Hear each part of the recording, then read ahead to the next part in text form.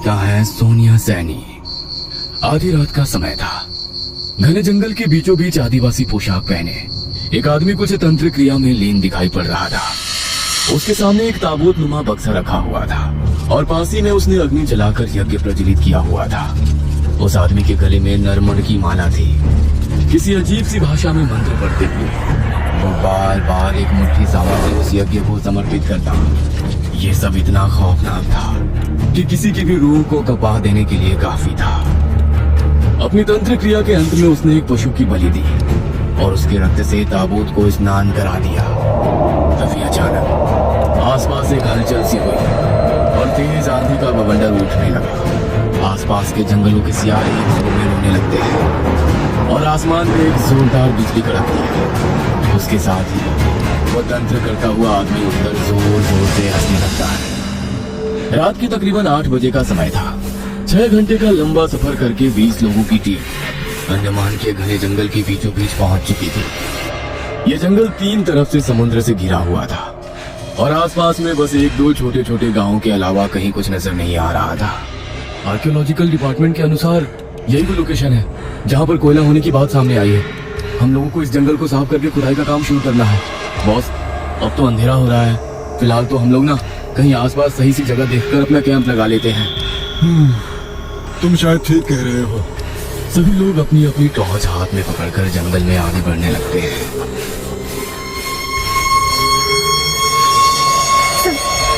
मैंने अभी 2 लाल लाल चमकती हुई आंखें देखी। यहाँ कुछ है। अरे जंगली जानवर होंगे और क्या। ऐसा करते हैं, अपनी बस में ही वापस चलते हैं और उसी में रात बिताते हैं। जंगल में दिन छिपे घूमना मुझे सेफ नहीं लग रहा है। मुझे भी अभी अभी किसी के दौड़ने की आवाज सुनाई दी है। ऐसा लगता है कोई जरूर है हमारे आसपास। बॉस की बात सुनकर सभी लोग वापस अपनी बस की तरफ जाने लगते हैं। पहली रात पूरी टीम ने बस में ही बिताई थी। अगले दिन सुबह 5 बजे सूरज की किरण पड़ते ही सभी लोग बस से बाहर आते हैं। ठीक है, फ्रेश होने के बाद काम स्टार्ट करते हैं। आसपास के एरिया में कोई लेबर मिलेगा क्या? काम थोड़ा जल्दी खत्म हो जाएगा। 1-2 गांव है तो आसपास, लेकिन कोई भी यहाँ काम करने को तैयार नहीं है। कहते हैं सालों पहले इस जंगल में कोई आदिवासी समूह रहा करते थे, लेकिन पता नहीं क्यों रातों रात उन लोगों ने भी इस जंगल को छोड़ दिया। वो लोग क्यों, कहाँ गए, कोई नहीं जानता। वे लोग बातें करते हुए जंगल में आगे बढ़ रहे थे। तभी उनकी नजर एक पेड़ पर पड़ती है। सर, वो पेड़ देखिए, कुछ अजीब नहीं लग रहा आप लोगों को? ओह माय गॉड, ये तो बहुत अजीब चीज है। ऐसा लगता है ट्री ना होकर किसी का फेस हो। जैसे जैसे वो जंगल में आगे बढ़े जा रहे थे, उनका सामना कुछ अजीबोगरीब और खौफनाक चीजों से हो रहा था। किसी पेड़ पर उन्हें कपड़े की गुड़िया लटकती हुई दिख जाती, तो कहीं पर कोई मानव खोपड़ी, कहीं पेड़ों पर कुछ अजीब से साइन बने थे जिनका मतलब वो लोग समझ नहीं पा रहे थे। धीरे धीरे पेड़ों की कटाई का काम शुरू होता है। अचानक ही उन्हें घने पेड़ों से ढका हुआ एक टूटा फूटा सा मंदिर दिखाई देता है।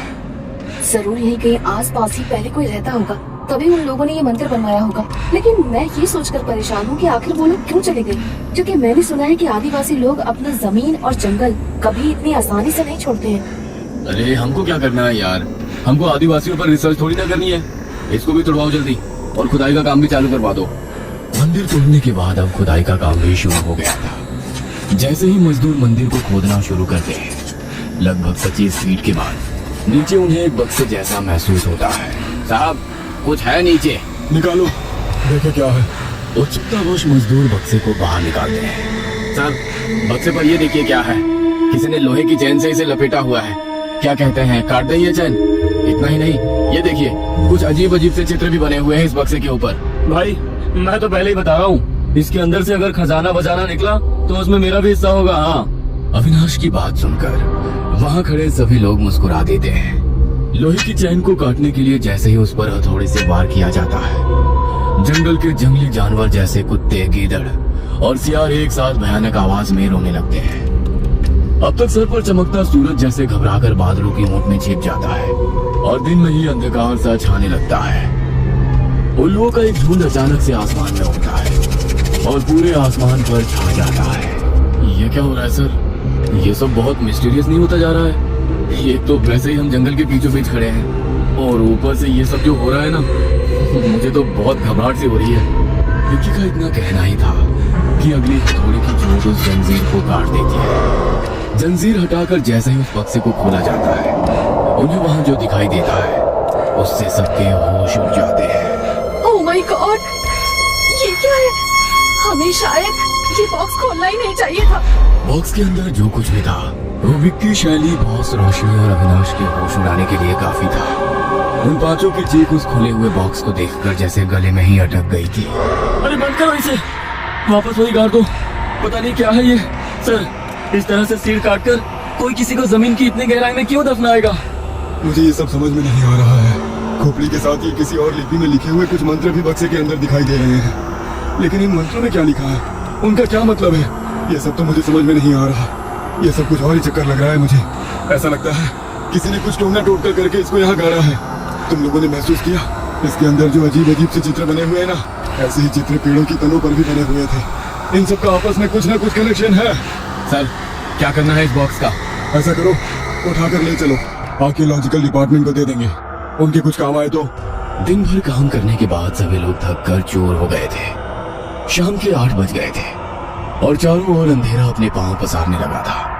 साइट पर काम करने वाले सभी लोगों ने कुछ कुछ दूर पर अपने अपने टेंट लगा रखे थे। थकान के कारण कुछ ही देर में सभी लोग गहरी नींद में आ गए थे। अचानक देर रात रोशनी की नींद खुलती है। ऐसा लग रहा है जैसे टेंट के बाहर कोई है और मुझे आवाज लगा रहा है। बाहर बाहर टेंट के बाहर लहराते एक साए को देखकर आखिर में रोशनी टेंट से बाहर आ जाती है। अरे, यहाँ तो कोई भी नहीं दिखाई दे रहा। अंदर से तो बार बार किसी की परछाई दिखाई पड़ रही थी। कहीं शैली तो नहीं आई थी मुझे बुलाने और मेरे जवाब ना देने पर लौट गई हो? कहीं किसी मुसीबत में तो नहीं है? ऐसा सोचकर रोशनी थोड़ी दूर पर लगे शैली के टेंट की ओर जाने लगती है। अचानक से उसे अपने पीछे से किसी के कदमों की आहट सुनाई देने लगती है। रोशनी चौंक कर पीछे देखती है, लेकिन पीछे कोई नहीं था। पसीने की बूंदें अब उसके माथे पर नजर आने लगी थी। वो तेज कदमों से शैली के टेंट की ओर बढ़ती है। तभी उसे पत्तों पर चलने की किसी के कदमों की आवाज और तेजी से सुनाई देने लगती है। रोशनी एक बार फिर से मुड़कर देखती है तो उसे अपने पीछे एक साया सा नजर आता है। अंधेरा ज्यादा होने के कारण उसे समझ नहीं आ रहा था कि आखिर वो है कौन। कौन हो तुम? क्या चाहिए? मेरे पीछे पीछे क्यों आ रही हो?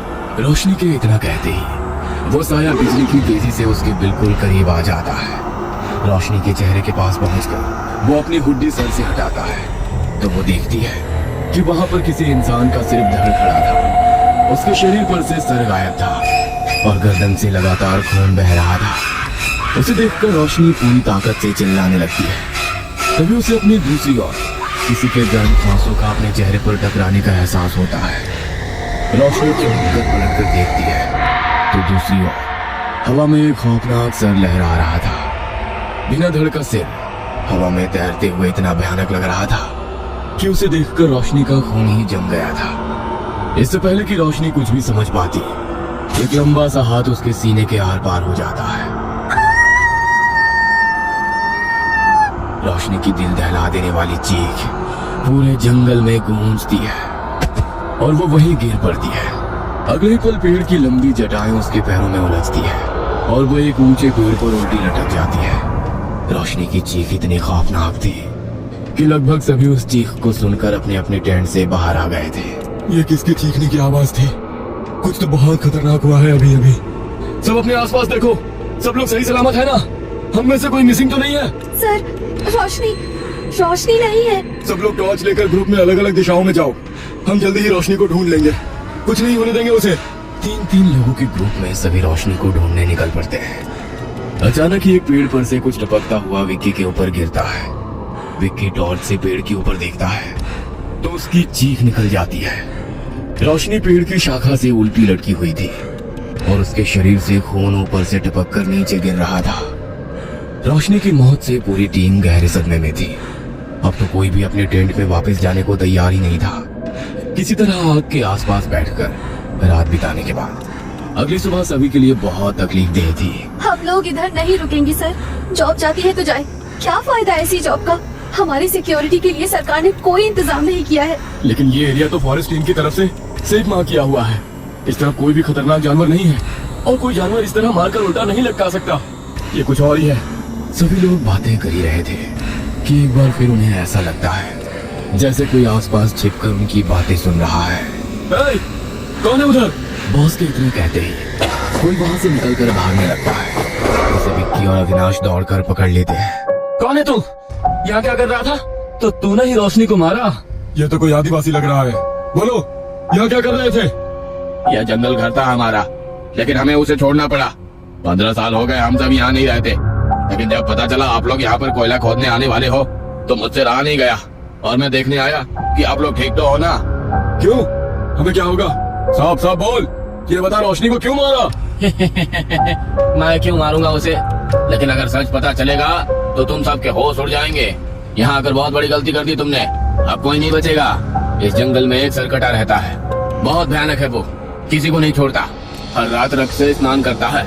हमारा पूरा कबीला उसकी दहशत से बरसों तक जिया है। ये पेड़ों पर बने हुए चिन्ह देख रहे हो, उससे बचने के लिए ही हमने ये मंत्र तंत्र किया था। हमारे कबीले के तांत्रिक ने उससे बचने के लिए जो भी उपाय बताए हमने वो सब किए थे, ताकि वो हमारे आसपास ना आ सके। लेकिन फिर भी कोई ना कोई उसकी पकड़ में आ ही जाता था। उसका प्रिय शिकार होती है नरम शरीर वाली औरतें, लेकिन ऐसा मत समझना कि मर्द बच जाएंगे। हमारे कबीले में हम अपनी वन देवी की सेवा करने वाली पुजारन को भी देवी के समान पूजते हैं। एक रोज वो देवी मंदिर में पूजा कर रही थी, उनके हाथ में देवी माँ की तलवार थी। तभी उन्होंने कबीले की एक लड़की की चीख सुनी। चीख सुनकर वो भी उसी ओर दौड़ पड़ी। इससे पहले कि सरकटा उस लड़की का शिकार करता, उन्होंने तलवार से उसके शरीर पर वार कर दिया। शायद वो देवी की तलवार की शक्ति थी कि उसके वार से सरकटा का शरीर निठाल होकर एक तरफ गिर गया। उन्होंने उस सरकटे पर एक के बाद एक कई बार वार किए और उस लड़की को लेकर जल्दी से उसके माँ बाप के पास पहुँच गई। इतने में कबीले के लोग भी वहाँ जमा हो गए। इतनी आसानी से इसका अंत नहीं होगा, ये कुछ देर में फिर उठकर खड़ा हो जाएगा। इसके सर को इसके धड़ से अलग करना होगा ताकि ये फिर से अपना शरीर वापस ना पा सके।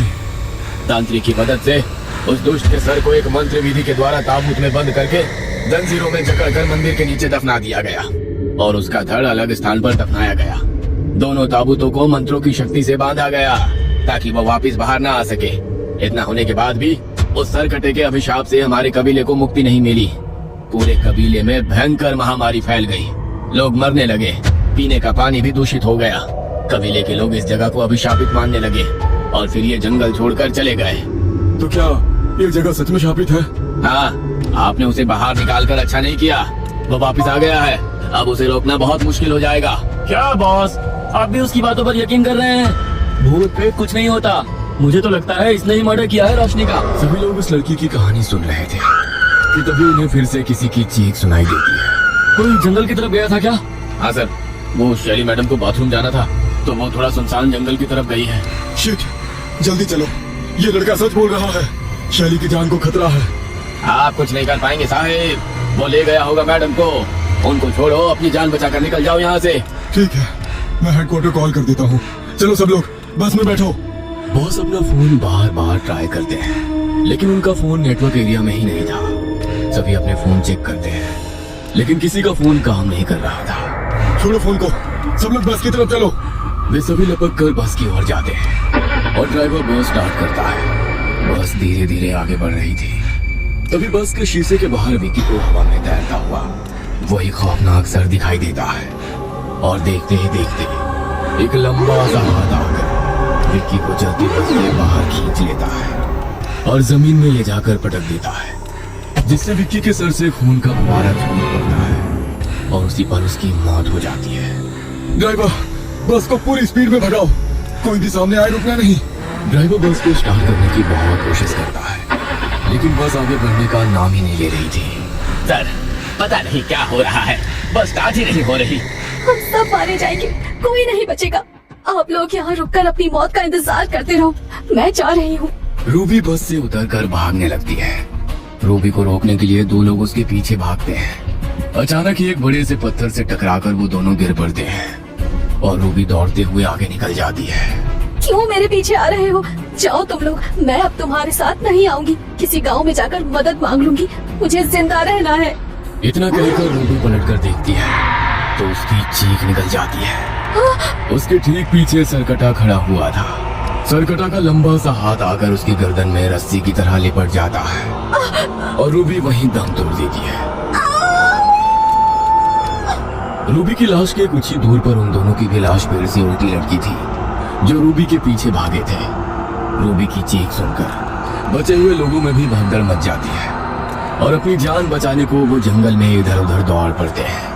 अपनी जान बचाने की नाकाम कोशिश के बीच एक एक करके सभी सरकटे का शिकार हो जाते हैं और पूरा जंगल खौफनाक चीखों से गूंज उठता है। दूसरी ओर हमारा जंगल तबाह करने का भुगतान तो करना ही पड़ेगा ना। कोयले के लिए सब तबाह करने चले थे ना, अब कोई यहाँ पैर रखने से भी डरेगा। पूरी कहानी नहीं जानना चाहोगे? बरसों पहले सरकटा को कैद करने के बाद सब कुछ सामान्य हो गया था। अचानक एक दिन हमारे जंगल में बहने वाली नदी का पानी पीकर सब बीमार होने लगे। नदी का पानी जहर बना वो सरकटा का अभिशाप नहीं था, जानबूझकर उसमें केमिकल मिलाया गया था ताकि उसे पीकर हम खुद मर जाएं और ये जंगल खाली हो जाए। जंगल के लिए अभिशाप सरकटा नहीं, वो लोग थे जो पैसों के लिए कुछ भी करने को तैयार हो जाते हैं। जिस तरह से सरकटा को कैद करने का मंत्र कबीले के पास था ना, वैसे ही उसे जगाने का मंत्र भी हमारे पास है। जब जंगल खतरे में आ गया तो उसकी रक्षा के लिए मैंने ही सरकटे के धड़ को उसके ताबूत से निकालकर मंत्रों की शक्ति से उसे जागृत किया।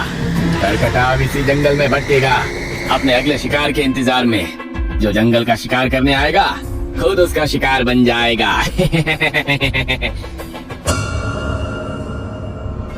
ये कहानी आपको अच्छी लगी हो तो हमें सब्सक्राइब करें, हमारा इंस्टाग्राम और फेसबुक पेज जरूर फॉलो करें।